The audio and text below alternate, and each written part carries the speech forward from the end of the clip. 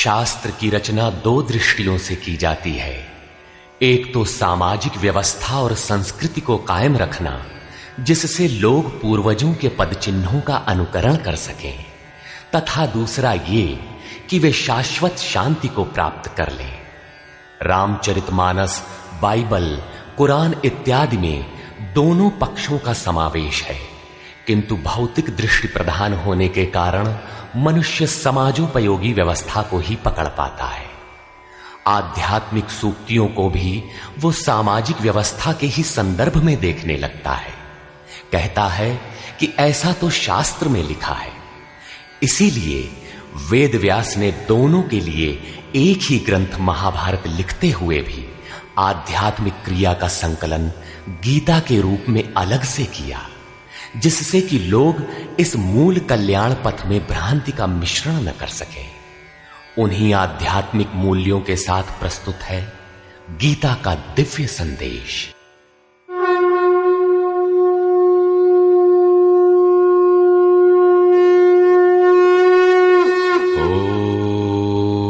ओम श्री परमात्मने नमः। यथार्थ गीता, श्रीमद् भगवत गीता, अथ तृतीयो अध्यायः। अध्याय 2 में भगवान श्री कृष्ण ने बताया कि यह बुद्धि तेरे लिए ज्ञान मार्ग के विषय में कही गई। कौन सी बुद्धि? यही कि युद्ध कर, जीतोगे तो महामहिम की स्थिति प्राप्त कर लोगे और हारोगे तो देवत्व है। जीत में सर्वस्व है और हार में भी देवत्व है, कुछ मिलता ही है। अतः इस दृष्टि से लाभ और हानि दोनों में कुछ न कुछ मिलता है, किंचित भी क्षति नहीं है। फिर कहा, अब इसी को तू निष्काम कर्मयोग के विषय में सुन। जिस बुद्धि से युक्त होकर तू कर्मों के बंधन से अच्छी प्रकार छूट जाएगा। फिर उसकी विशेषताओं पर प्रकाश डाला। कर्म करते समय आवश्यक सावधानियों पर बल दिया कि फल की वासना वाला ना हो, कामनाओं से रहित होकर कर्म में प्रवृत्त हो और कर्म करने में तेरी अश्रद्धा भी ना हो, जिससे तू कर्म बंधन से मुक्त हो जाएगा। मुक्त तो होगा, किंतु रास्ते में अपनी स्थिति नहीं दिखाई पड़ी। अतः अर्जुन को निष्काम कर्मयोग की अपेक्षा ज्ञान मार्ग सरल और प्राप्ति वाला प्रतीत हुआ। उसने प्रश्न किया, जनार्दन, निष्काम कर्म की अपेक्षा ज्ञान मार्ग आपकी दृष्टि में श्रेष्ठ है, तो मुझे भयंकर कर्मों में क्यों लगाते हैं? प्रश्न स्वाभाविक था। मान लें एक ही स्थान पर जाने के दो रास्ते हैं। यदि आपको वास्तव में जाना है तो आप अवश्य प्रश्न करेंगे कि इनमें सुगम कौन है। यदि नहीं करते तो आप पथिक नहीं। ठीक इसी प्रकार अर्जुन ने भी प्रश्न रखा। अर्जुन उवाच,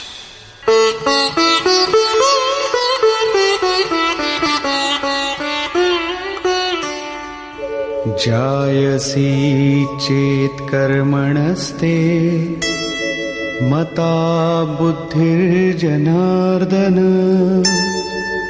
तत्किं कर्मणि घोरे मां नियोजयसि केशव। जनों पर दया करने वाले जनार्दन, यदि निष्काम कर्मयोग की अपेक्षा ज्ञान योग आपको श्रेष्ठ मान्य है, तो हे केशव, आप मुझे भयंकर कर्मयोग में क्यों लगाते हैं? निष्काम कर्मयोग में अर्जुन को भयंकरता दिखाई पड़ी, क्योंकि इसमें कर्म करने में ही तेरा अधिकार है, फल में कभी नहीं। कर्म करने में अश्रद्धा भी ना हो और निरंतर समर्पण के साथ योग पर दृष्टि रखते हुए कर्म में लगा रहे। जबकि ज्ञान मार्ग में हारोगे तो देवत्व है, जीतने पर महामहिम स्थिति है। अपनी लाभ हानि स्वयं देखते हुए आगे बढ़ना है। इस प्रकार अर्जुन को निष्काम कर्मयोग की अपेक्षा ज्ञान योग सरल प्रतीत हुआ। इसलिए उसने निवेदन किया,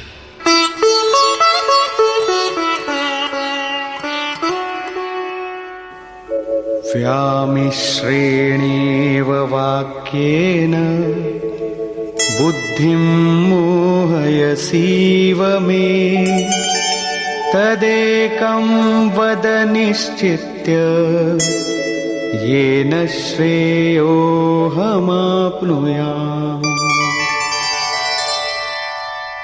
आप इन मिले हुए से वचनों से मेरी बुद्धि मोहित सी करते हैं। आप तो मेरी बुद्धि का मोह दूर करने में प्रवृत्त हुए हैं। अतः इनमें से एक निश्चय करके कहिए जिससे मैं श्रेय परम कल्याण मोक्ष को प्राप्त हो जाऊं। इस पर श्री कृष्ण ने कहा, श्री भगवान उवाच,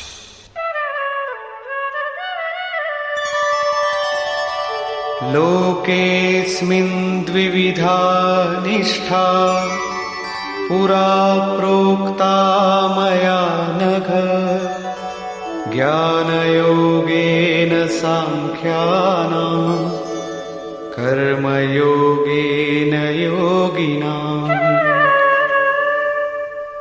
निष्पाप अर्जुन, इस संसार में सत्य शोध की दो धाराएं मेरे द्वारा पहले कही गई हैं। पहले का तात्पर्य कभी सत्य युग या त्रेता में नहीं, बल्कि अभी जिसे दूसरे अध्याय में कहे आए हैं। ज्ञानियों के लिए ज्ञान मार्ग और योगियों के लिए निष्काम कर्म योग बताया गया है। दोनों ही मार्गों के अनुसार कर्म तो करना ही पड़ेगा, कर्म अनिवार्य है। न कर्मणामनारम्भात् नैष्कर्म्यं पुरुषोऽश्नुते, न च सन्न्यसनादेव सिद्धिं समधिगच्छति। अर्जुन, मनुष्य न तो कर्मों को न आरंभ करने से निष्कर्मता की अंतिम स्थिति को प्राप्त होता है और न आरंभ की हुई क्रिया को त्यागने मात्र से भगवत प्राप्ति रूपी परम सिद्धि को ही प्राप्त होता है। अब तुझे ज्ञान मार्ग अच्छा लगे या निष्काम कर्म मार्ग, दोनों में कर्म तो करना ही पड़ेगा। प्रायः इस स्थल पर लोग भगवत पथ में संक्षिप्त मार्ग और बचाव ढूंढने लगते हैं। कर्म आरंभ ही न करें, हो गए निष्कर्मी। कहीं ऐसी भ्रांति न रह जाए, इसलिए श्री कृष्ण बल देते हैं कि कर्मों को न आरंभ करने से कोई निष्कर्म भाव को नहीं प्राप्त होता। शुभाशुभ कर्मों का जहां अंत है, परम निष्कर्मता की उस स्थिति को कर्म करके ही पाया जा सकता है। इसी प्रकार बहुत से लोग कहते हैं, हम तो ज्ञान मार्गी हैं, ज्ञान मार्ग में कर्म है ही नहीं। ऐसा मानकर कर्मों को त्यागने वाले ज्ञानी नहीं होते। आरंभ की हुई क्रिया को त्यागने मात्र से कोई भगवत साक्षात्कार रूपी परम सिद्धि को प्राप्त नहीं होता है, क्योंकि नहि कश्चित् क्षणमपि जातु तिष्ठत्य कर्मकृत्, कार्यते ह्यवशः कर्म सर्वः प्रकृतिजैर्गुणैः। कोई भी पुरुष किसी काल में क्षण मात्र भी कर्म किए बिना नहीं रहता, क्योंकि सभी पुरुष प्रकृति से उत्पन्न हुए गुणों द्वारा विवश होकर कर्म करते हैं। प्रकृति और प्रकृति से उत्पन्न गुण जब तक जीवित हैं, तब तक कोई भी पुरुष कर्म किए बिना रह ही नहीं सकता। अध्याय 4 के 33वें और 37वें श्लोक में श्री कृष्ण कहते हैं कि यावन मात्र कर्म ज्ञान में समाप्त हो जाते हैं। ज्ञान रूपी अग्नि संपूर्ण कर्मों को भस्म कर देता है। यहां वे कहते हैं कि कर्म किए बिना कोई रहता ही नहीं। अंततः वे महापुरुष कहते क्या हैं? उनका आशय है कि यज्ञ करते करते तीनों गुणों से अतीत हो जाने पर मन के विलय और साक्षात्कार के साथ यज्ञ का परिणाम निकल जाने पर कर्म शेष हो जाते हैं। उस निर्धारित क्रिया की पूर्णता से पहले कर्म मिटते नहीं, प्रकृति पिंड नहीं छोड़ती।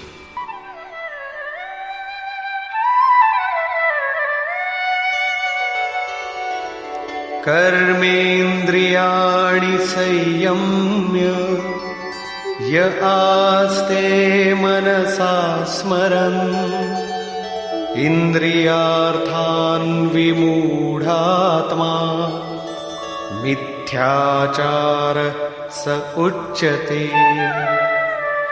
इतने पर भी विशेष रूप से मूढ़ लोग जो कर्मेंद्रियों को हठ से रोककर इंद्रियों के भोगों का मन से स्मरण करते रहते हैं, वे मिथ्याचारी हैं, पाखंडी हैं, न कि ज्ञानी। सिद्ध है कि कृष्ण काल में भी ऐसी रूढ़ियां थीं। लोग करने योग्य क्रिया को छोड़कर इंद्रियों को हठ से रोककर बैठ जाते थे और कहने लगते थे कि मैं ज्ञानी हूं, पूर्ण हूं। किंतु श्री कृष्ण कहते हैं कि वे धूर्त हैं।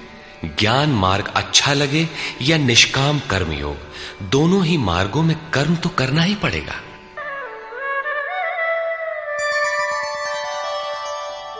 यस्त्विन्द्रियाणि मनसा नियम्यारभतेऽर्जुन कर्मेन्द्रियैः कर्मयोगम् असक्तः स विशिष्यते। अर्जुन, जो पुरुष मन से इंद्रियों को वश में करके जब मन में भी वासनाओं का स्फुरण न हो सर्वथा अनासक्त हुआ कर्मेंद्रियों से कर्मयोग का आचरण करता है, वो श्रेष्ठ है। ठीक है, समझ में आया कि कर्म का आचरण करें, किंतु ये प्रश्न खड़ा होता है कि कौन सा कर्म करें। इस पर कहते हैं, नियतं कुरु कर्म त्वं कर्मजायो ह्यकर्मणः शरीरयात्रापि च ते न प्रसिद्धेद कर्मणः। अर्जुन, तू निर्धारित किए हुए कर्म को कर, अर्थात कर्म तो बहुत से हैं, उनमें से कोई एक चुना हुआ है, उसी नियत कर्म को कर। कर्म न करने की अपेक्षा कर्म करना ही श्रेष्ठ है। इसलिए कि करते रहोगे, थोड़ी भी दूरी तय कर लोगे तो जैसा पीछे बता आए हैं, महान जन्म मरण के भय से उद्धार करने वाला है, इसलिए श्रेष्ठ है। कर्म न करने से तेरी शरीर यात्रा भी सिद्ध नहीं होगी। शरीर यात्रा का अर्थ लोग कहते हैं शरीर निर्वाह। कैसा शरीर निर्वाह? क्या आप शरीर हैं? ये पुरुष जन्म जन्मांतर से, युग युगांतरों से शरीर की यात्रा ही तो करता चला आ रहा है। जैसे वस्त्र जीर्ण हुआ तो दूसरा तीसरा धारण किया, इसी प्रकार कीट पतंग से लेकर मानव तक, ब्रह्मा से लेकर यावन मात्र जगत परिवर्तनशील है। ऊपर नीचे योनियों में बराबर ये जीव शरीरों की ही तो यात्रा कर रहा है। कर्म कोई ऐसी वस्तु है जो इस यात्रा को सिद्ध कर देती है, पूर्ण कर देती है।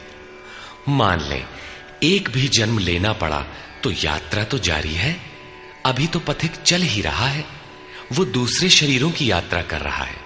यात्रा पूर्ण तब होती है जब गंतव्य आ जाए। परमात्मा में स्थिति के अनंतर इस आत्मा को शरीरों की यात्रा नहीं करनी पड़ती, अर्थात शरीर त्याग और शरीर धारण वाला क्रम समाप्त हो जाता है। अतः कर्म कोई ऐसी वस्तु है कि इस पुरुष को पुनः शरीरों की यात्रा नहीं करनी पड़ती। मोक्ष से शुभात। अर्जुन, इस कर्म को करके तू संसार बंधन अशुभ से छूट जाएगा। कर्म कोई ऐसी वस्तु है जो संसार बंधन से मुक्ति दिलाती है। अब प्रश्न खड़ा होता है कि वो निर्धारित कर्म है क्या? इस पर कहते हैं, यज्ञार्थात् कर्मणोऽन्यत्र लोकोऽयं कर्म बन्धनः तदर्थं कर्म कौन्तेय मुक्तसंग समाचर। अर्जुन, यज्ञ की प्रक्रिया ही कर्म है। वो हरकत कर्म है जिससे यज्ञ पूर्ण हो। सिद्ध है कि कर्म एक निर्धारित प्रक्रिया है। इसके अतिरिक्त जो कर्म होते हैं, क्या वे कर्म नहीं है? श्री कृष्ण कहते हैं, नहीं, वे कर्म नहीं है। अन्यत्र लोकोयम कर्म बंधनः। इस यज्ञ की प्रक्रिया के अतिरिक्त दुनिया में जो कुछ भी किया जाता है, सारा जगत जिसमें रात दिन व्यस्त है, वो इसी लोक का एक बंधन है, न कि कर्म। कर्म तो मोक्ष से शुभात, अशुभ अर्थात संसार बंधन से छुटकारा दिलाने वाला है। मात्र यज्ञ की प्रक्रिया ही कर्म है। वो हरकत कर्म है जिससे यज्ञ पूरा होता है। अतः अर्जुन, उस यज्ञ की पूर्ति के लिए संग दोष से अलग रहकर भली प्रकार कर्म का आचरण कर। संग दोष से अलग हुए बिना यह कर्म होता ही नहीं। अब हम समझ गए कि यज्ञ की प्रक्रिया ही कर्म है, किंतु यहां पुनः एक नवीन प्रश्न उत्पन्न हो गया कि वो यज्ञ क्या है जिसे किया जाए। इसके लिए पहले यज्ञ को न बताकर श्री कृष्ण बताते हैं कि यज्ञ आया कहां से, ये देता क्या है। उसकी विशेषताओं पर प्रकाश डाला और चौथे अध्याय में जाकर स्पष्ट किया कि यज्ञ क्या है जिसे हम कार्य रूप दें और हमसे कर्म होने लगे। योगेश्वर श्री कृष्ण की शैली से स्पष्ट है कि जिस वस्तु का चित्रण करना है वे पहले उसकी विशेषताओं का चित्रण करते हैं जिससे श्रद्धा जागृत हो। तत्पश्चात वे उसमें बरती जाने वाली सावधानियों पर प्रकाश डालते हैं और अंत में मुख्य सिद्धांत प्रतिपादित करते हैं। स्मरण रहे कि यहां पर श्री कृष्ण ने कर्म के दूसरे अंग पर प्रकाश डाला कि कर्म एक निर्धारित क्रिया है। जो कुछ किया जाता है वो कर्म नहीं है। अध्याय 2 में पहली बार कर्म का नाम लिया, उसकी विशेषताओं पर बल दिया, उसमें बरती जाने वाली सावधानियों पर प्रकाश डाला, लेकिन यह नहीं बताया कि कर्म क्या है। योगेश्वर श्री कृष्ण ने कहा, अर्जुन, तू निर्धारित किए हुए कर्म को कर। अब प्रश्न उठता है कि निर्धारित कर्म क्या है जिसे हम करें। तब बताया कि यज्ञ को कार्य रूप देना कर्म है। अब प्रश्न उठता है कि वो यज्ञ क्या है। यहां यज्ञ की उत्पत्ति विशेषता बताकर शांत हो जाएंगे और आगे अध्याय 4 में यज्ञ का निखरा हुआ रूप मिलेगा जिसे करना कर्म है। कर्म की यह परिभाषा गीता को समझने की कुंजी है। यज्ञ के अतिरिक्त दुनिया में लोग कुछ न कुछ करते ही रहते हैं। कोई खेती करता है तो कोई व्यापार, कोई पदासीन है तो कोई सेवक, कोई अपने को बुद्धिजीवी कहता है तो कोई श्रमजीवी, कोई समाज सेवा को कर्म मानता है तो कोई देश सेवा को। और इन्हीं कर्मों में लोग सकाम और निष्काम कर्म की भूमिका भी बनाए पड़े हैं। किंतु श्री कृष्ण कहते हैं ये कर्म नहीं है। अन्यत्र लोकोयम कर्म बंधनः। यज्ञ की प्रक्रिया के सिवाय जो कुछ भी किया जाता है वो इसी लोक का बंधनकारी कर्म है, न कि मोक्षद कर्म। वस्तुतः यज्ञ की प्रक्रिया ही कर्म है। अब यज्ञ न बताकर पहले ये बताते हैं कि यज्ञ आया कहां से।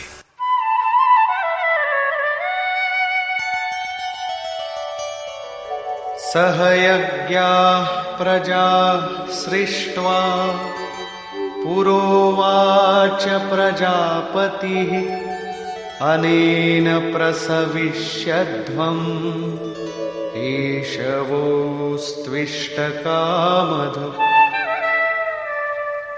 प्रजापति ब्रह्मा ने कल्प के आदि में यज्ञ सहित प्रजा को रचकर कहा कि इस यज्ञ द्वारा वृद्धि को प्राप्त हो। ये यज्ञ तुम लोगों को इष्ट कामधुक, जिसमें अनिष्ट ना हो, विनाश रहित इष्ट संबंधी कामना की पूर्ति करने वाला हो। यज्ञ सहित प्रजा को किसने रचा? प्रजापति ब्रह्मा ने। ब्रह्मा कौन? क्या 4 मुख और 8 आंखों वाला देवता जैसा कि प्रचलित है? नहीं। श्री कृष्ण के अनुसार देवता नाम की कोई अलग सत्ता है ही नहीं। फिर प्रजापति कौन है? वस्तुतः जिसने प्रजा के मूल उद्गम परमात्मा में प्रवेश पा लिया है वो महापुरुष प्रजापति है। बुद्धि ही ब्रह्मा है। अहंकार शिव बुद्धि अज, मन शशि चित्त महान। उस समय बुद्धि यंत्र मात्र होती है। उस महापुरुष की वाणी में परमात्मा ही बोलता है। भजन की वास्तविक क्रिया प्रारंभ हो जाने पर बुद्धि का उत्तरोत्तर उत्थान होता है। प्रारंभ में वो बुद्धि ब्रह्म विद्या से संयुक्त होने के कारण ब्रह्मविद कही जाती है। क्रमशः विकारों का शमन होने पर, ब्रह्म विद्या में श्रेष्ठ होने पर यह ब्रह्म विद्वर कही जाती है। उत्थान और सूक्ष्म हो जाने पर बुद्धि की अवस्था विकसित हो जाती है। वो ब्रह्म विद्वरीयान कहलाती है। उस अवस्था में ब्रह्म विद्वेत्ता पुरुष दूसरों को भी उत्थान मार्ग पर लाने का अधिकार प्राप्त कर लेता है। बुद्धि की पराकाष्ठा है ब्रह्म विद्वरिष्ट, अर्थात ब्रह्मविद की वो अवस्था जिसमें इष्ट प्रवाहित है। ऐसी स्थिति वाले महापुरुष प्रजा के मूल उद्गम परमात्मा में प्रविष्ट और स्थित रहते हैं। ऐसे महापुरुषों की बुद्धि मात्र यंत्र है, वे ही प्रजापति कहलाते हैं। वे प्रकृति के द्वंद्व का विश्लेषण कर आराधना क्रिया की रचना करते हैं। यज्ञ के अनुरूप संस्कारों का देना ही प्रजा की रचना है। इससे पूर्व समाज अचेत अव्यवस्थित रहता है। सृष्टि अनादि है, संस्कार पहले से ही है, किंतु अस्त व्यस्त विकृत है। यज्ञ के अनुरूप उन्हें ढालना ही रचना या सजाना है। ऐसे महापुरुष ने कल्प के आदि में यज्ञ सहित प्रजा की रचना की। कल्प निरोग बनाता है, वैद्य कल्प देते हैं, कोई काया कल्प करता है। ये क्षणिक शरीरों का कल्प है। वास्तविक कल्प तो तब है जब भवरोग से मुक्ति मिल जाए। आराधना का प्रारंभ इस कल्प की शुरुआत है। आराधना पूर्ण हुई तो आपका कल्प पूरा हो गया। इस प्रकार परमात्म स्वरूपस्थ महापुरुषों ने भजन के प्रारंभ में यज्ञ सहित संस्कारों को सुसंगठित कर कहा कि इस यज्ञ से तुम वृद्धि को प्राप्त हो। कैसी वृद्धि? क्या मकान कच्चे से पक्का बन जाएगा? आय अधिक होने लगेगी? नहीं, यज्ञ इष्ट कामधु, इष्ट संबंधी कामना की पूर्ति करेगा। इष्ट है परमात्मा, उस परमात्मा संबंधी कामना की पूर्ति वाला है। प्रश्न स्वाभाविक है कि यज्ञ सीधे उस परमात्मा की प्राप्ति करा देगा अथवा क्रम क्रम से चलकर।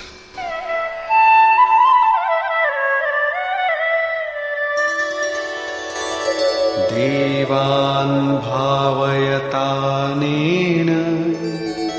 ते देवा भावयन्तु वः परस्परं भावयन्तः श्रेयः परमवाप्स्यथ। इस यज्ञ द्वारा देवताओं की उन्नति करो, अर्थात दैवी संपत्ति की वृद्धि करो। वे देवता लोग तुम लोगों की उन्नति करेंगे। इस प्रकार आपस में वृद्धि करते हुए परम श्रेय, जिसके बाद कुछ भी पाना शेष न रहे, ऐसे परम कल्याण को प्राप्त हो जाओ। ज्यों ज्यों हम यज्ञ में प्रवेश करेंगे, आगे यज्ञ का अर्थ होगा आराधना की विधि। त्यों त्यों हृदय देश में दैवी संपत्ति अर्जित होती चली जाएगी। परम देव एकमात्र परमात्मा है। उस परम देव में प्रवेश दिला देने वाली जो संपद है, अंतःकरण की जो सजातीय प्रवृत्ति है, उसी को दैवी संपत्ति कहते हैं। वो परम देव को संभव करती है, इसलिए दैवी संपत्ति कही जाती है, न कि बाहरी देवता जैसा लोग कल्पना कर लेते हैं। योगेश्वर श्री कृष्ण के शब्दों में उनका कोई अस्तित्व नहीं है। आगे कहते हैं,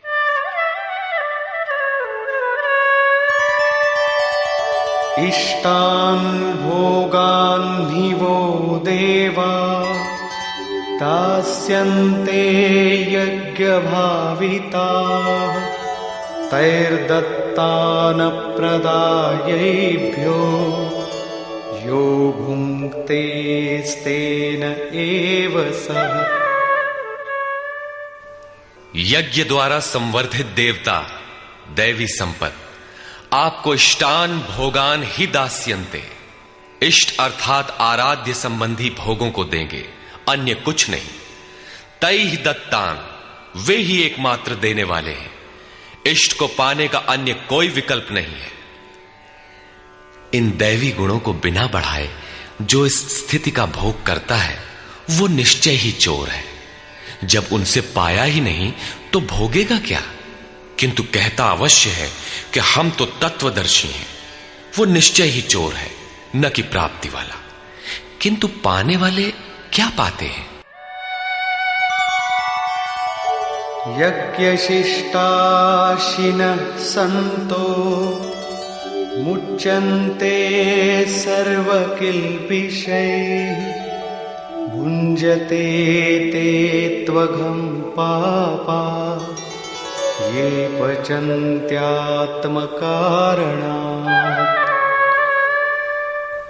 यज्ञ से बचे हुए अन्न को खाने वाले संत जन सब पापों से मुक्त हो जाते हैं। दैवी संपत्ति की वृद्धि करते करते परिणाम में प्राप्ति काल ही पूर्ति काल है। जब यज्ञ पूर्ण हो गया तो शेष बचा हुआ ब्रह्म ही अन्न है। इसी को श्री कृष्ण ने दूसरे शब्दों में कहा, यज्ञ शिष्टामृत भुजो यान्ति ब्रह्म सनातनम। यज्ञ जिसकी सृष्टि करता है उस अशन को पान करने वाला ब्रह्म में प्रविष्ट हो जाता है। यहां वे कहते हैं कि यज्ञ से शेष बचे हुए अशन को, ब्रह्म पीयूष को पान करने वाला सब पापों से छुटकारा पा जाता है। संत जन तो छूट जाते हैं, किंतु पापी लोग मोह के माध्यम से उत्पन्न शरीरों के लिए पचते हैं। वे पाप खाते हैं। उन्होंने भजन भी किया, आराधना को समझा, अग्रसर भी हुए, किंतु बदले में एक मीठी सी चाह पैदा हो गई कि आत्म कारणात् शरीर के लिए और शरीर के संबंधों को लेकर कुछ मिले। उसे मिल तो जाएगा, किंतु उतने भोग के पश्चात वो अपने को वहीं खड़ा पाएगा जहां से चलना प्रारंभ किया था। इससे बड़ी क्षति क्या होगी? जब शरीर ही नश्वर है तो इसके सुख भोग कब तक साथ देंगे? वे आराधना तो करते हैं, किंतु बदले में पाप ही खाते हैं। पलटि सुधाते सठ विष लेहि। वो नष्ट तो नहीं होगा, किंतु आगे नहीं बढ़ेगा। इसीलिए श्री कृष्ण निष्काम भाव से कर्म भजन करने पर बल देते हैं। अभी तक श्री कृष्ण ने बताया कि यज्ञ परम श्रेय देता है और उसकी रचना महापुरुषों द्वारा होती है, किंतु वे महापुरुष प्रजा की रचना में क्यों प्रवृत्त होते हैं? इस पर कहते हैं,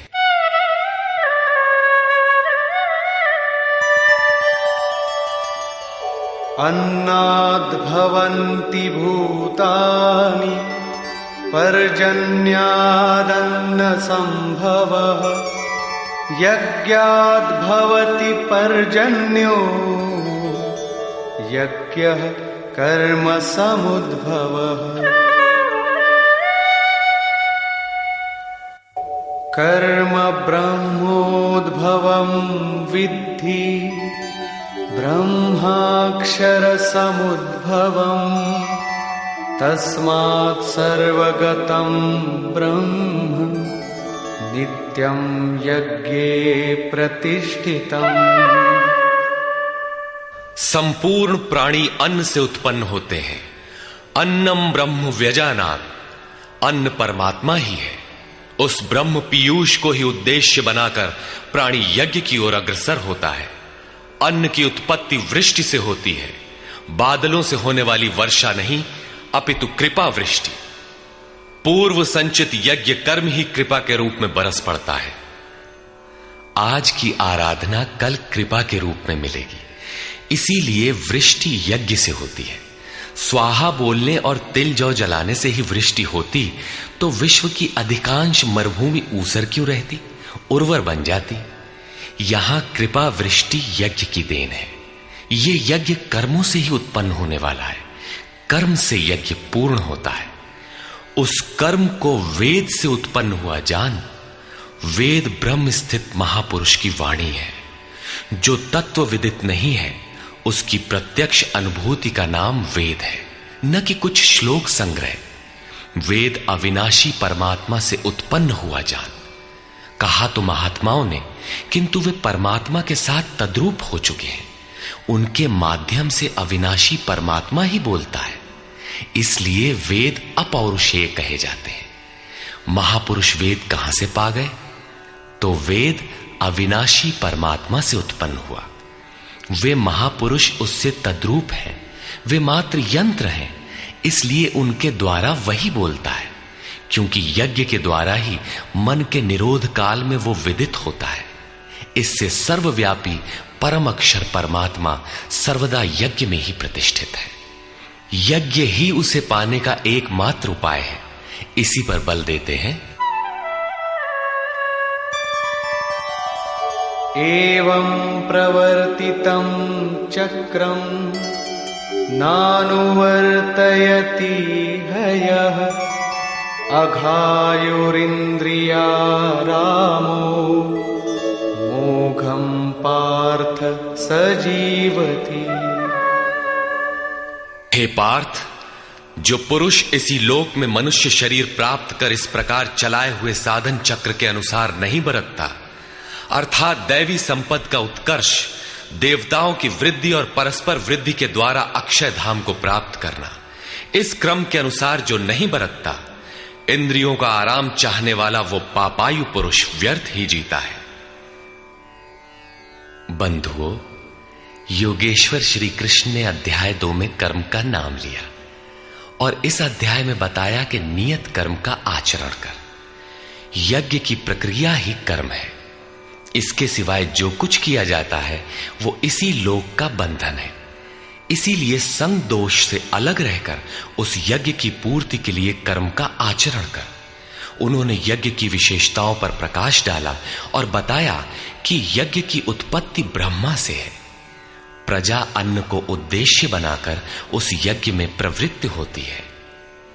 यज्ञ कर्म से और कर्म अपौरुषेय वेद से उत्पन्न होते हैं, जबकि वेद मंत्रों के दृष्टा महापुरुष ही थे। उनका पुरुष तिरोहित हो चुका था। प्राप्ति के साथ अविनाशी परमात्मा ही शेष बचा था। इसलिए वेद परमात्मा से उत्पन्न है। सर्वव्यापी परमात्मा यज्ञ में सर्वदा प्रतिष्ठित है। इस साधन चक्र के अनुसार जो नहीं बरतता, वो पापायु पुरुष इंद्रियों का सुख चाहने वाला है, व्यर्थ ही जीता है। अर्थात यज्ञ ऐसी विधि विशेष है जिसमें इंद्रियों का आराम नहीं है, अपितु अक्षय सुख है। इंद्रियों के संयम के साथ इसमें लगने का विधान है। इंद्रियों का आराम चाहने वाले पापायु हैं। अभी तक श्री कृष्ण ने नहीं बताया है कि यज्ञ है क्या, परंतु क्या यज्ञ करते ही रहेंगे या इसका कभी अंत भी होगा? इस पर योगेश्वर कहते हैं, यस्त्वात्मरतिरेव स्यात् आत्मतृप्तश्च मानवः आत्मन्येव च सन्तुष्टः तस्य कार्यं न विद्यते। परंतु जो मनुष्य आत्मा में ही रत, आत्मतृप्त और आत्मा में ही संतुष्ट है, उसके लिए कोई कर्तव्य नहीं रह जाता। यही तो लक्ष्य था। जब अव्यक्त सनातन अविनाशी आत्म तत्व प्राप्त हो गया तो आगे ढूंढे किसे? ऐसे पुरुष के लिए न कर्म की आवश्यकता है न किसी आराधना की। आत्मा और परमात्मा एक दूसरे के पर्याय है। इसी का पुनः चित्रण करते हैं।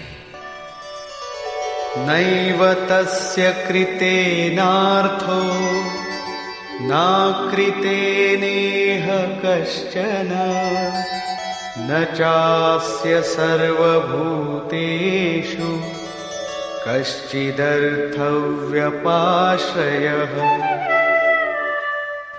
इस संसार में उस पुरुष का किए जाने से कोई लाभ नहीं है और न छोड़ देने से कोई हानि है। जबकि पहले आवश्यक था, उसका संपूर्ण प्राणियों में कोई स्वार्थ संबंध नहीं रह जाता। आत्मा ही तो शाश्वत, सनातन, अव्यक्त, अपरिवर्तनशील और अक्षय है। जब उसी को पा लिया, उसी से संतुष्ट, उसी से तृप्त, उसी में ओतप्रोत और स्थित है, आगे कोई सत्ता ही नहीं तो किसको खोजें? मिलेगा क्या? उस पुरुष के लिए कर्म छोड़ देने से कोई हानि भी नहीं है, क्योंकि विकार जिस पर अंकित होते हैं वो चित्त ही न रहा। उसका संपूर्ण भूतों में, बाह्य जगत और आंतरिक संकल्पों की परत में लेश मात्र भी अर्थ नहीं रहता। सबसे बड़ा अर्थ तो था परमात्मा। जब वही उपलब्ध है तो दूसरों से उसका क्या प्रयोजन होगा? तस्मादसक्तः सततं कार्यं कर्म समाचर असक्तो ह्याचरन् कर्म परमाप्नोति पुरुषः। इस स्थिति को प्राप्त करने के लिए तू अनासक्त हुआ। निरंतर कार्यम कर्म, जो करने योग्य कर्म है उस कर्म को अच्छी प्रकार कर, क्योंकि अनासक्त पुरुष कर्म के आचरण से परमात्मा को प्राप्त होता है। नियत कर्म, कार्यम कर्म एक ही है। कर्म की प्रेरणा देते हुए वे कहते हैं,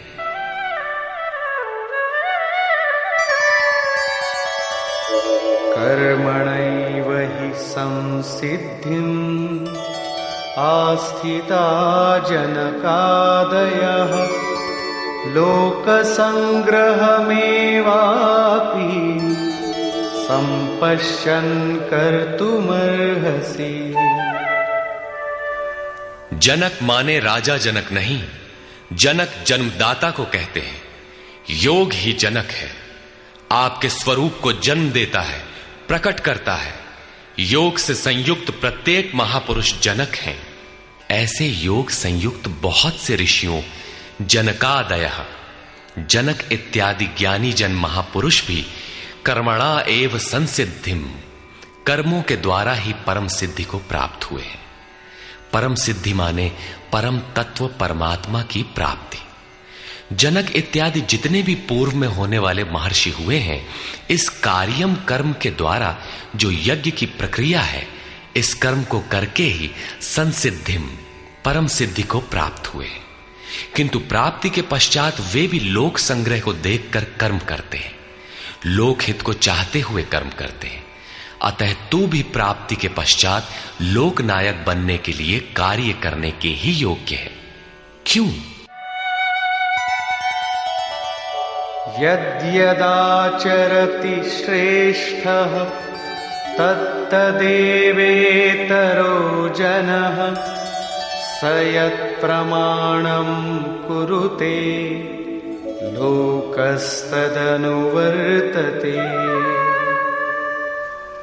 श्रेष्ठ पुरुष जो जो आचरण करता है, अन्य पुरुष भी उसके अनुसार ही करते हैं। वो महापुरुष जो कुछ प्रमाण कर देता है, संसार उसका अनुसरण करता है। पहले श्री कृष्ण ने स्वरूप में स्थित आत्मतृप्त महापुरुष की रहनी पर प्रकाश डाला कि उसके लिए कर्म किए जाने से न कोई लाभ और न छोड़ने से कोई हानि। फिर भी जनकादि कर्म में भली प्रकार बरतते थे। वहां उन महापुरुषों से श्री कृष्ण धीरे से अपनी तुलना कर देते हैं कि मैं भी एक महापुरुष हूं। न मे पार्थास्ति कर्तव्यम् त्रिषु लोकेषु किंचन नानवाप्तमवाप्तव्यम् वर्त एव च कर्मणि। हे पार्थ, मुझे तीनों लोकों में कोई कर्तव्य नहीं है। पीछे कह आए हैं कि उस महापुरुष का समस्त भूतों में कोई कर्तव्य नहीं है। यहां कहते हैं तीनों लोकों में मुझे कुछ भी कर्तव्य शेष नहीं है, तथा किंचन मात्र प्राप्त होने योग्य वस्तु अप्राप्त नहीं है। तब भी मैं कर्म में भली प्रकार बरतता हूं। क्यों?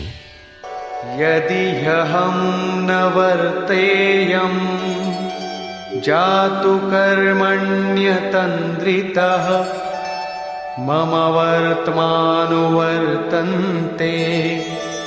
मनुष्याः पार्थ सर्वशः। क्योंकि यदि मैं सावधान होकर कदाचित कर्म में न बरतूं तो मनुष्य मेरे बर्ताव के अनुसार बरतने लग जाएंगे। तो क्या आपका अनुकरण भी बुरा है? श्री कृष्ण कहते हैं हां। उत्सीदेयुरिमे लोका न कुर्यां कर्म चेदहम् संकरस्य च कर्ता स्याम् उपहन्यामि माः प्रजाः। यदि मैं सावधान होकर कर्म न करूं तो ये सब लोग भ्रष्ट हो जाएं और मैं संकरस्य, वर्ण संकर का करने वाला हूं तथा इन सारी प्रजा का हनन करने वाला, मारने वाला बनूं। स्वरूप में स्थित महापुरुष सतर्क रहकर यदि आराधना क्रम में न लगे रहें तो समाज उनकी नकल करके भ्रष्ट हो जाएगा। महापुरुष ने तो आराधना पूर्ण करके परम नैष्कर्म्य की स्थिति को पाया है। वे न करें तो उनके लिए कोई हानि नहीं है। किंतु समाज ने तो अभी आराधना आरंभ ही नहीं की। पीछे वालों के मार्गदर्शन के लिए ही महापुरुष कर्म करते हैं। मैं भी करता हूं। अर्थात श्री कृष्ण एक महापुरुष थे, न कि बैकुंठ से आए हुए कोई विशेष भगवान। उन्होंने कहा कि महापुरुष लोक संग्रह के लिए कर्म करता है, मैं भी करता हूं। यदि न करूं तो लोगों का पतन हो जाए, सभी कर्म छोड़ बैठेंगे। मन बड़ा चंचल है, ये सब कुछ चाहता है, केवल भजन नहीं चाहता। यदि स्वरूपस्थ महापुरुष कर्म न करें तो देखा देखी पीछे वाले भी तुरंत कर्म छोड़ देंगे। उन्हें बहाना मिल जाए कि ये भजन नहीं करते, पान खाते हैं, इत्र लगाते हैं, सामान्य बातें करते हैं, फिर भी महापुरुष कहलाते हैं। ऐसा सोचकर वे भी आराधना से हट जाते हैं, पतित हो जाते हैं। श्री कृष्ण कहते हैं कि यदि मैं कर्म न करूं तो सब भ्रष्ट हो जाए और मैं वर्ण संकर का कर्ता बनूं।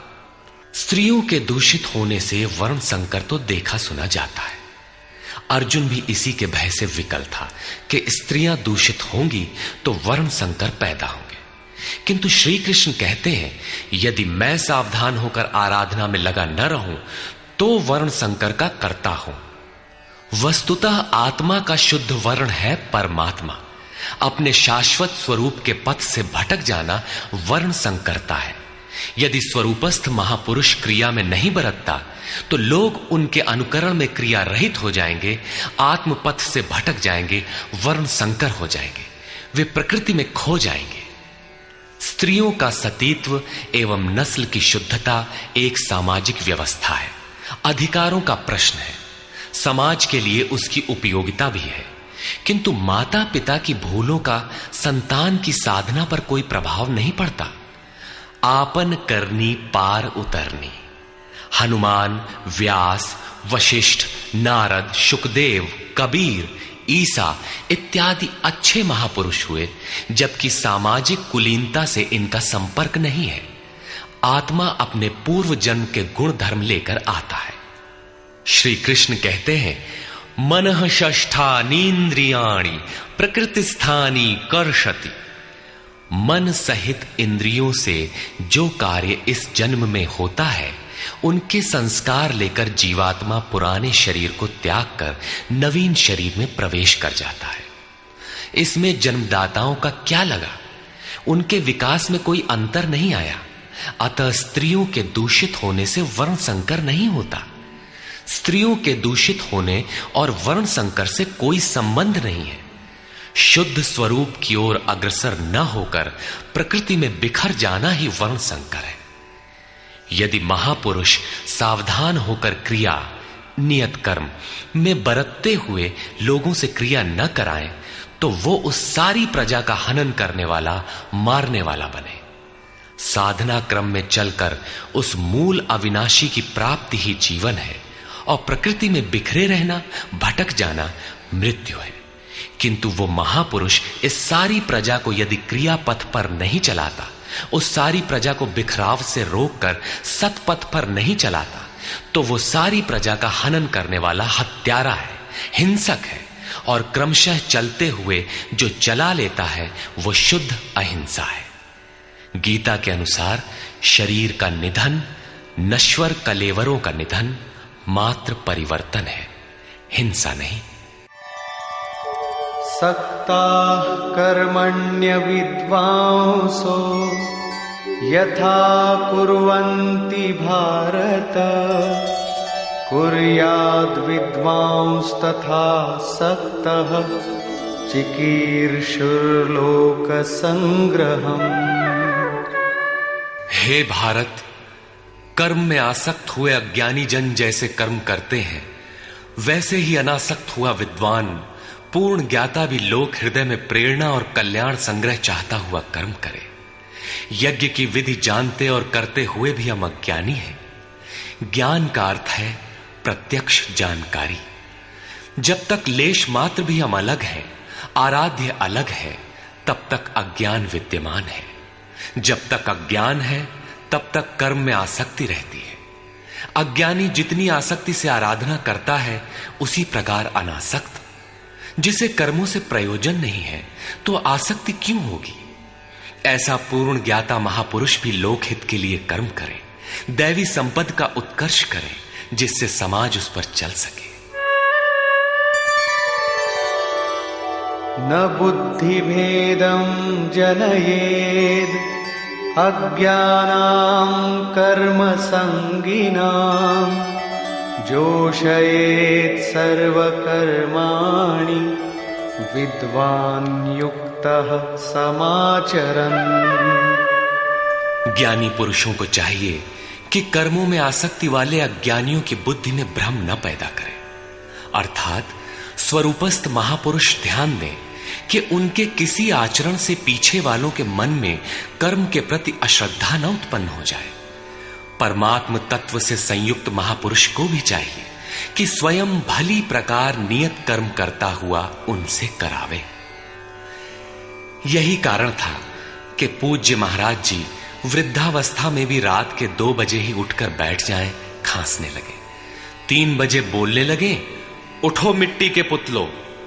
सब उठकर चिंतन में लग जाएं तो स्वयं थोड़ा लेट जाएं।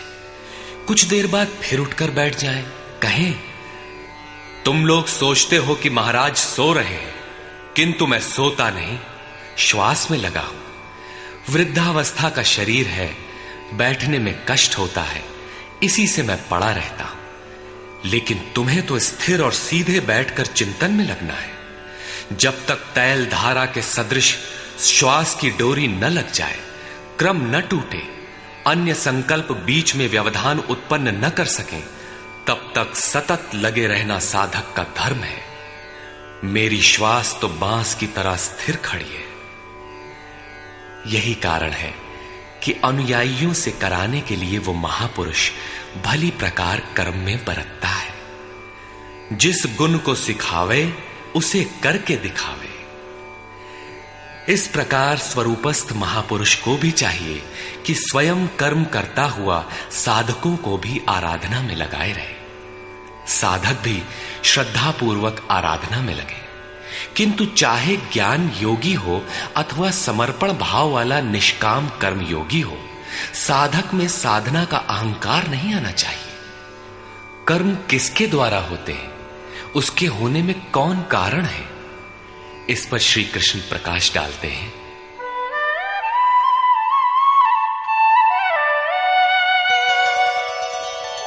प्रकृते क्रियमाणानि गुणैः कर्माणि सर्वशः अहंकार विमूढ़ात्मा कर्ताहमिति मन्यते। आरंभ से पूर्ति पर्यंत संपूर्ण कर्म प्रकृति के गुणों द्वारा किए जाते हैं। फिर भी अहंकार से विशेष मूढ़ पुरुष मैं करता हूं ऐसा मान लेता है। ये कैसे माना जाए कि आराधना प्रकृति के गुणों द्वारा होती है? ऐसा किसने देखा? इस पर कहते हैं, तत्त्ववित्तु महाबाहो गुणकर्म विभागयोः गुणागुणेषु वर्तन्ते इति मत्वा न सज्जते। हे महाबाहु, गुण और कर्म के विभाग को तत्वविद परम तत्व परमात्मा की जानकारी वाले महापुरुषों ने देखा और संपूर्ण गुण गुणों में बरत रहे हैं। ऐसा मानकर वे गुण और कर्मों के कर्तापन में आसक्त नहीं होते। यहां तत्व का अर्थ परम तत्व परमात्मा है, न कि 5 या 25 तत्व जैसा कि लोग गणना करते हैं। योगेश्वर श्री कृष्ण के शब्दों में तत्व एकमात्र परमात्मा है, अन्य कोई तत्व है ही नहीं। गुणों को पार करके परम तत्व परमात्मा में स्थित महापुरुष गुण के अनुसार कर्मों का विभाजन देख पाते हैं। तामसी गुण रहेगा तो उसका कार्य होगा आलस्य, निद्रा, प्रमाद, कर्म में प्रवृत्त न होने का स्वभाव। राजसी गुण रहेंगे तो आराधना में पीछे न हटने का स्वभाव, शौर्य, स्वामी भाव से कर्म होगा। और सात्विक गुण कार्यरत होने पर ध्यान, समाधि, अनुभवी उपलब्धि, धारावाहिक चिंतन, सरलता स्वभाव में होगी। गुण परिवर्तनशील है। प्रत्यक्षदर्शी ज्ञानी ही देख पाता है कि गुणों के अनुरूप कर्मों का उत्कर्ष अपकर्ष होता है। गुण अपना कार्य करा लेते हैं, अर्थात गुण गुणों में बरतते हैं। ऐसा समझकर वो प्रत्यक्ष दृष्टा कर्म में आसक्त नहीं होता। किंतु जिसने गुणों का पार नहीं पाया, जो अभी रास्ते में है, उन्हें तो कर्म में आसक्त रहना है। इसलिए प्रकृतेर्गुण सम्मूढ़ाः सज्जन्ते गुण कर्मसु तान् कृत्स्नविदो मंदान् कृत्स्नविन्न विचालयेत्। प्रकृति के गुणों से मोहित हुए पुरुष गुण और कर्मों में क्रमशः निर्मल गुणों की ओर उन्नति देखकर उनमें आसक्त होते हैं। उन अच्छी प्रकार न समझने वाले मंदान शिथिल प्रयत्न वालों को अच्छी प्रकार जानने वाला ज्ञानी चलायमान न करे। उन्हें हतोत्साहित न करे, बल्कि प्रोत्साहन दे, क्योंकि कर्म करके ही उन्हें परम नैष्कर्म्य की स्थिति पाना है।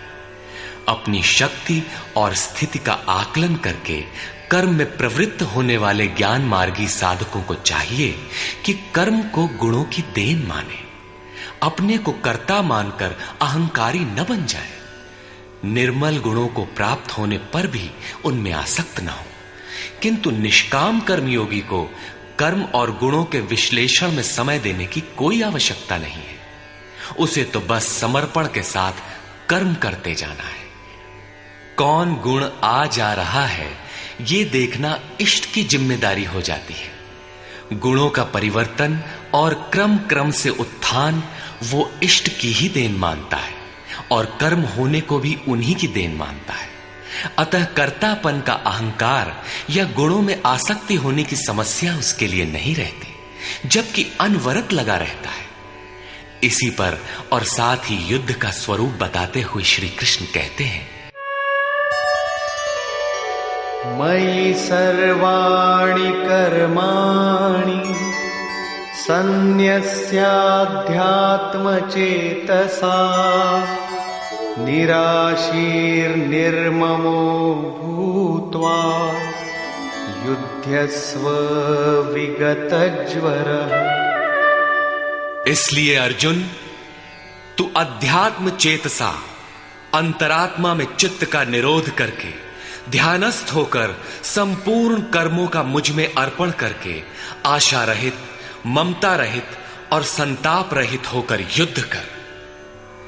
जब चित्त ध्यान में स्थित है, लेश मात्र भी कहीं आशा नहीं, कर्म में ममत्व नहीं है, असफलता का संताप नहीं है, तो वो पुरुष कौन सा युद्ध करेगा?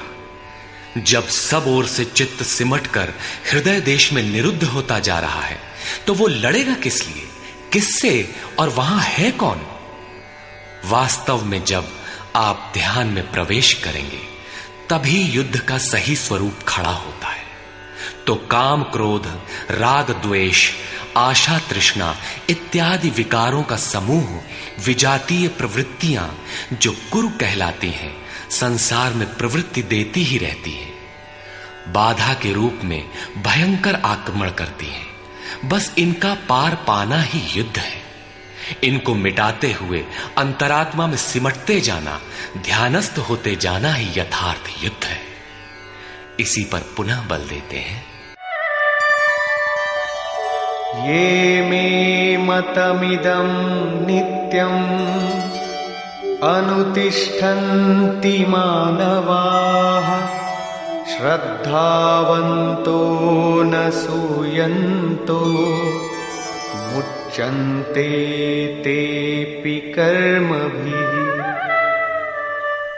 अर्जुन, जो कोई मनुष्य दोष दृष्टि से रहित होकर श्रद्धा भाव समर्पण से संयुक्त हुआ, सदा मेरे इस मत के अनुसार बरतते हैं कि युद्ध कर, वे पुरुष भी संपूर्ण कर्मों से छूट जाते हैं। योगेश्वर का यह आश्वासन किसी हिंदू, मुसलमान या ईसाई के लिए नहीं, अपितु मानव मात्र के लिए है। उनका मत है कि युद्ध कर।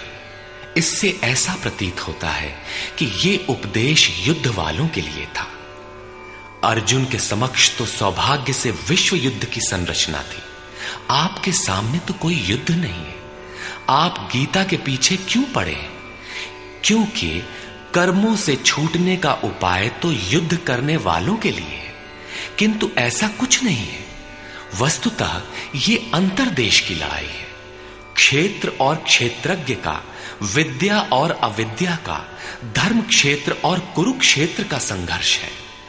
आप ज्यों-ज्यों ध्यान में चित्त का निरोध करेंगे, विजातीय प्रवृत्ति बाधा के रूप में प्रत्यक्ष होती है, भयंकर आक्रमण करती है। उसका शमन करते हुए चित्त का निरोध करते जाना ही युद्ध है। जो दोष दृष्टि से रहित होकर श्रद्धा के साथ इस युद्ध में लगता है, वो कर्मों के बंधन से, आवागमन से भली प्रकार छुटकारा पा जाता है। जो इस युद्ध में प्रवृत्त नहीं होता, उसकी क्या गति होती है? इस पर कहते हैं, ये त्वेतदभ्यसूयन्तो नानुतिष्ठन्ति मे मतम् सर्वज्ञानविमूढांस्तान् विद्धि नष्टान चेतसः। जो दोष दृष्टि वाले अचेतसः, मोह निशा में अचेत लोग मेरे इस मत के अनुसार नहीं बरतते, अर्थात ध्यानस्थ होकर आशा, ममता, संताप रहित होकर समर्पण के साथ युद्ध नहीं करते, सर्वज्ञान विमूढ़ान, ज्ञान पथ में सर्वथा मोहित उन लोगों को तू कल्याण से भ्रष्ट हुआ ही जान। जब यही सही है तो लोग करते क्यों नहीं? इस पर कहते हैं, सदृशं चेष्टते स्वस्याः प्रकृतेर्ज्ञानवानपि प्रकृतिं यान्ति भूतानि निग्रह किं करिष्यति। सभी प्राणी अपनी प्रकृति को प्राप्त होते हैं, अपने स्वभाव से परवश होकर कर्म में भाग लेते हैं। प्रत्यक्षदर्शी ज्ञानी भी अपनी प्रकृति के अनुसार चेष्टा करता है।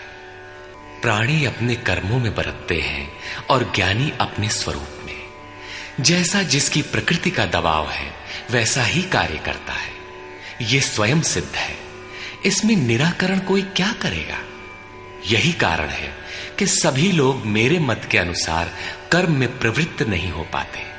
वे आशा, ममता, संताप का, दूसरे शब्दों में राग द्वेष का त्याग नहीं कर पाते, जिससे कर्म का सम्यक आचरण नहीं हो पाता।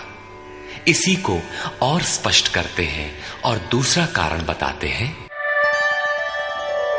इंद्रियस्येन्द्रियस्यार्थे रागद्वेषौ व्यवस्थितौ तयोर्न वशमागच्छेत् तौ ह्यस्य परिपन्थिनौ।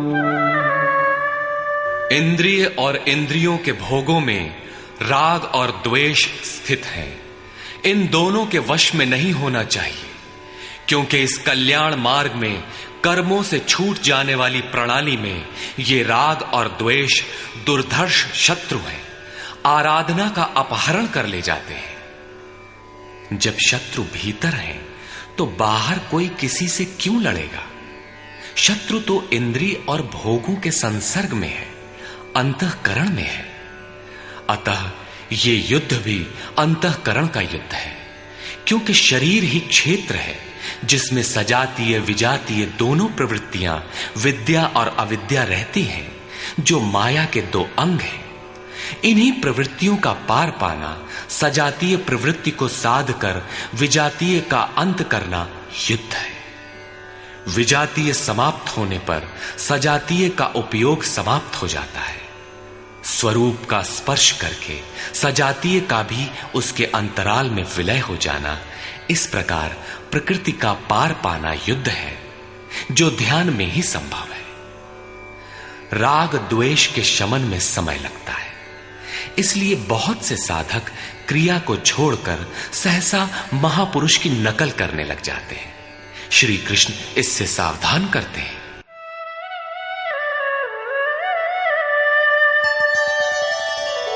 श्रेयान् स्वधर्मो विगुणः परधर्मात् स्वनुष्ठिता स्वधर्मे निधनं श्रेयः परधर्मो भयावह। अच्छी प्रकार आचरण किए हुए दूसरे के धर्म से गुण रहित भी अपना धर्म अधिक उत्तम है। स्वभाव से उत्पन्न कर्म में प्रवृत्त होने की क्षमता स्वधर्म है। अतः स्वधर्माचरण में मरना भी परम कल्याणकारक है।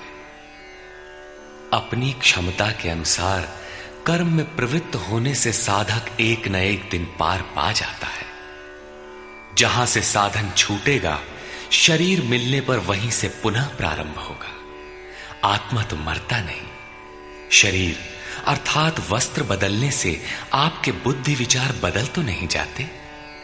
आगे वालों की तरह स्वांग बनाने से साधक भय को प्राप्त होगा। भय प्रकृति में होता है, परमात्मा में नहीं। प्रकृति का आवरण और घना हो उठेगा। स्वधर्म क्या है? अध्याय 2 में श्री कृष्ण ने स्वधर्म का नाम लिया था कि स्वधर्म को भी देखकर तू युद्ध करने योग्य है। क्षत्रिय के लिए इससे बढ़कर कल्याणकारी मार्ग नहीं है। स्वधर्म में अर्जुन क्षत्रिय पाया जाता है। संकेत किया कि अर्जुन, जो ब्राह्मण है, वेदों का उपदेश उनके लिए क्षुद्र जलाशय के तुल्य है। तू वेदों से ऊपर उठ और ब्राह्मण बन, अर्थात स्वधर्म में परिवर्तन संभव है। वहां पुनः कहा कि राग द्वेष के वश में न हो, इन्हें काट, स्वधर्म श्रेयस्कर है। इनका यह आशय नहीं है कि अर्जुन किसी ब्राह्मण की नकल करके उस जैसी वेशभूषा बना ले। एक ही कर्म पथ को महापुरुष ने 4 श्रेणियों में बांट दिया: निकृष्ट, मध्यम, उत्तम, अति उत्तम। इन श्रेणी के साधकों को क्रमशः शूद्र, वैश्य, क्षत्रिय और ब्राह्मण की संज्ञा दी। शूद्र वाली क्षमता से कर्म का आरंभ होता है और साधना क्रम में वही साधक ब्राह्मण बन सकता है। इससे भी आगे जब वो परमात्मा में प्रवेश पा जाता है तो न ब्राह्मणो न क्षत्रियः न वैश्यो न शूद्रः चिदानंद रूपः शिवः केवलोहम्। वो वर्णों से ऊपर हो जाता है। यही श्री कृष्ण भी कहते हैं कि चातुर्वर्ण्यम मया सृष्टम। 4 वर्णों की रचना मैंने की। तो क्या जन्म के आधार पर मनुष्यों को बांटा? नहीं, गुण कर्म विभागशः गुणों के आधार पर कर्म बांटा गया। कौन सा कर्म? क्या सांसारिक कर्म?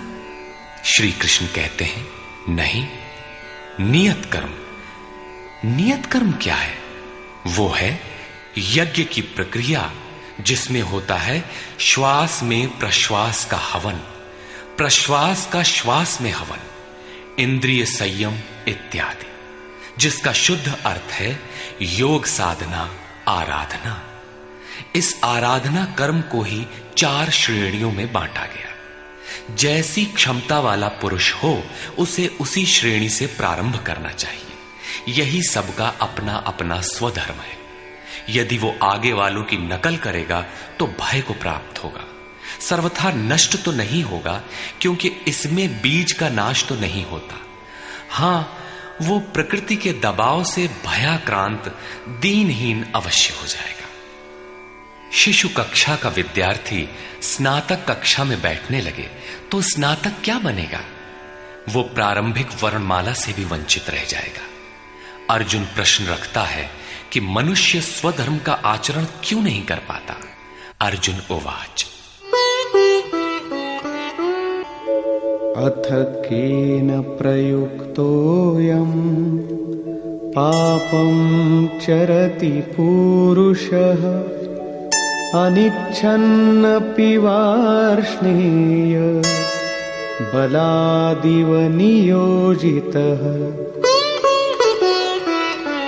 हे कृष्ण, फिर ये पुरुष बरबस घसीट कर लगाए हुए के सदृश न चाहता हुआ भी किसकी प्रेरणा से पाप का आचरण करता है? आपके मत के अनुसार क्यों नहीं चल पाता? इस पर योगेश्वर श्री कृष्ण कहते हैं, श्री भगवान उवाच।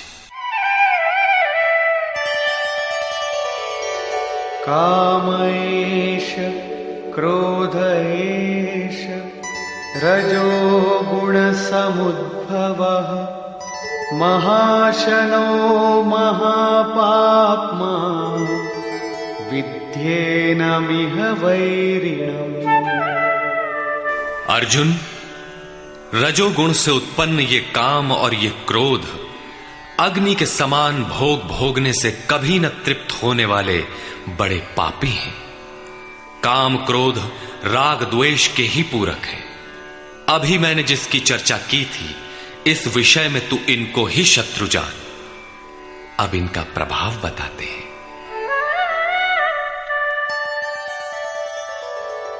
धूमेनाव्रियते वह्निः यथादर्शो मलेन च यथोल्बेनावृतो गर्भः तथा तेनेदमावृतम्। जैसे धुएं से अग्नि और मल से दर्पण ढक जाता है, जैसे जेर से गर्भ ढका हुआ है, ठीक वैसे ही काम क्रोधादि विकारों से यह ज्ञान ढका हुआ है। भीगी लकड़ी जलाने पर धुआं ही धुआं होता है। अग्नि रहकर भी लपट का रूप नहीं ले पाता। मल से ढके दर्पण पर जिस प्रकार प्रतिबिंब स्पष्ट नहीं होता, झिल्ली के कारण जिस प्रकार गर्भ ढका रहता है, वैसे ही इन विकारों के रहते परमात्मा का प्रत्यक्ष ज्ञान नहीं होता। आवृतं ज्ञानमेतेन ज्ञानिनो नित्यवैरिणा कामरूपेण कौन्तेय दुष्पूरेणानलेन च।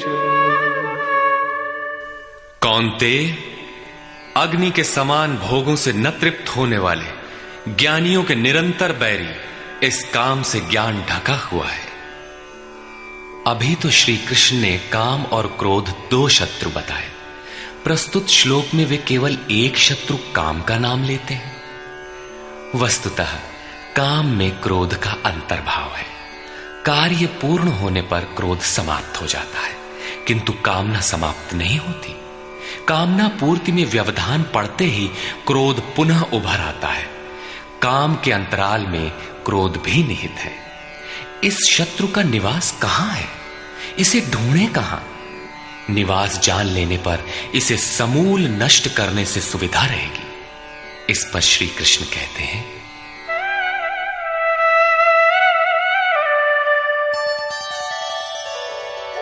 इंद्रियाणि मनो बुद्धि अस्याधिष्ठानमुच्यते एतैर्विमोहयत्येष ज्ञानमावृत्य देहिनम्। इंद्रियां, मन और बुद्धि इसके वास स्थान कहे जाते हैं। ये काम इन मन, बुद्धि और इंद्रियों के द्वारा ही ज्ञान को आच्छादित करके जीवात्मा को मोह में डालता है। तस्मात् त्वमिन्द्रियाण्यादौ नियम्य भरतर्षभ पाप्मानं प्रजह्येनं ज्ञान विज्ञाननाशनम्। इसलिए अर्जुन, तू पहले इंद्रियों को नियम्य संयत कर, क्योंकि शत्रु तो इनके अंतराल में छिपा है। वो तुम्हारे शरीर के भीतर है, बाहर खोजने से वो कहीं नहीं मिलेगा। इंद्रियों को वश में करके ज्ञान और विज्ञान का नाश करने वाले इस पापी काम को ही मार। ये हृदय देश की अंतर जगत की लड़ाई है। काम सीधे पकड़ में नहीं आएगा, अतः विकारों के निवास स्थान का ही घेराव कर लो, इंद्रियों को ही संयत कर लो। किंतु इंद्रियों और मन को संयत करना तो बड़ा कठिन है। क्या ये हम कर पाएंगे? इस पर योगेश्वर श्री कृष्ण आपकी सामर्थ्य बताते हुए प्रोत्साहित करते हैं।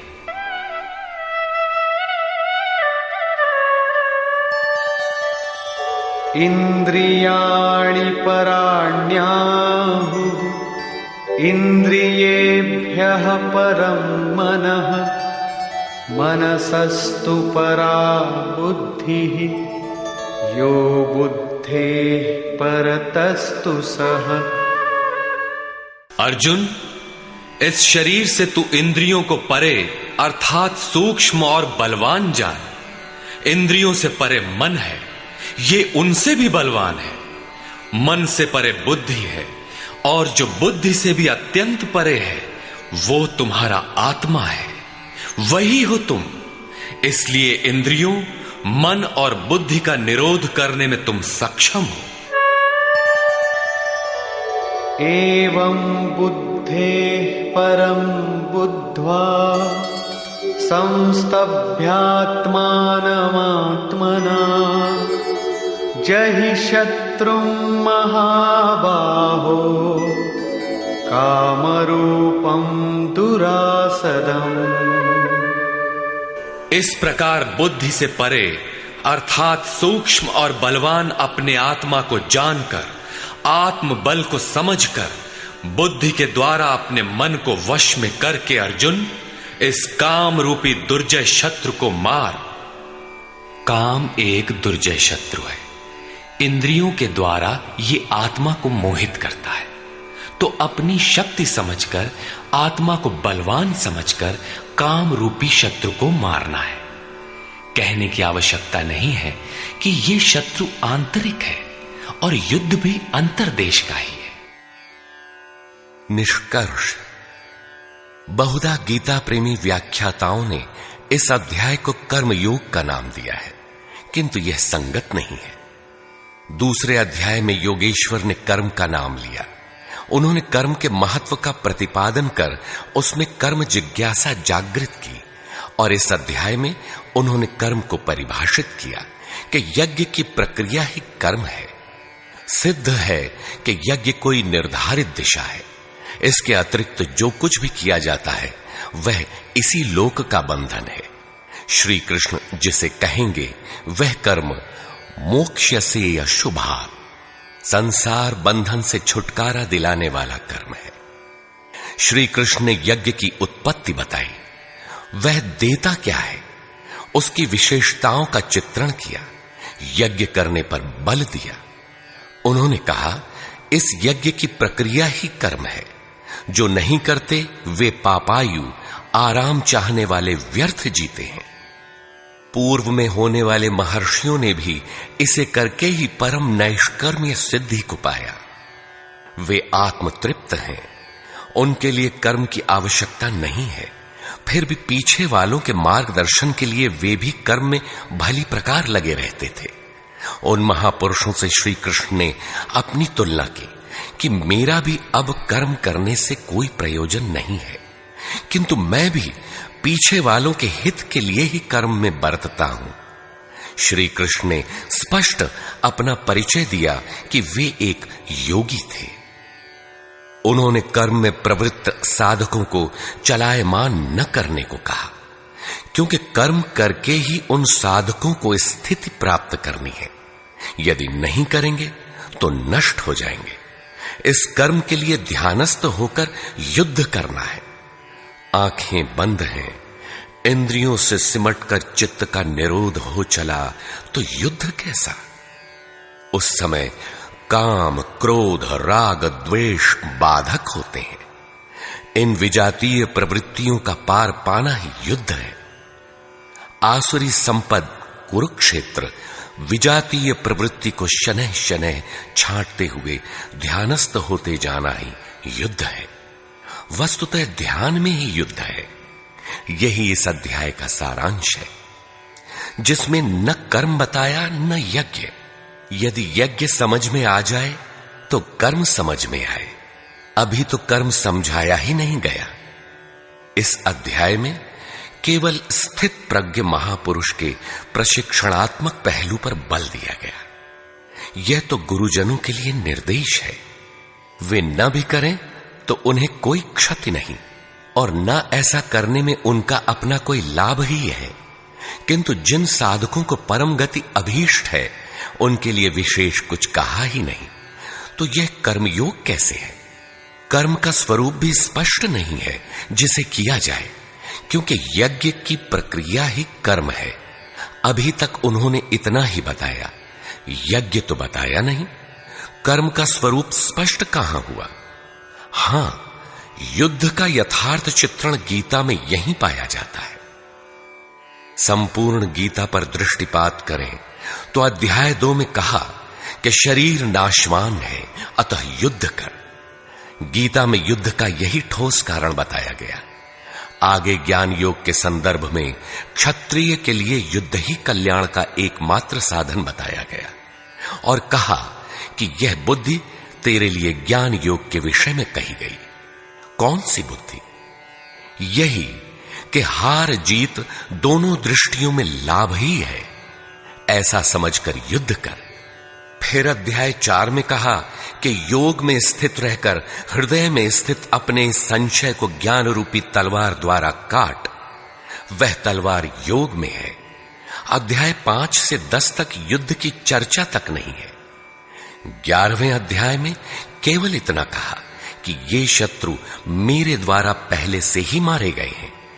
तू निमित्त मात्र होकर खड़ा भर हो जा, यश को प्राप्त कर। ये तुम्हारे बिना भी मारे हुए हैं, प्रेरक करा लेगा। तू इन मुर्दों को ही मार। अध्याय 15 में संसार सुविरूढ़ मूल वाला पीपल वृक्ष जैसा कहा गया, जिसे असंगता रूपी शस्त्र द्वारा काटकर उस परम पद को खोजने का निर्देश मिला। आगे के अध्यायों में युद्ध का उल्लेख नहीं है। हां, अध्याय 16 में असुरों का चित्रण अवश्य है, जो नरकगामी है।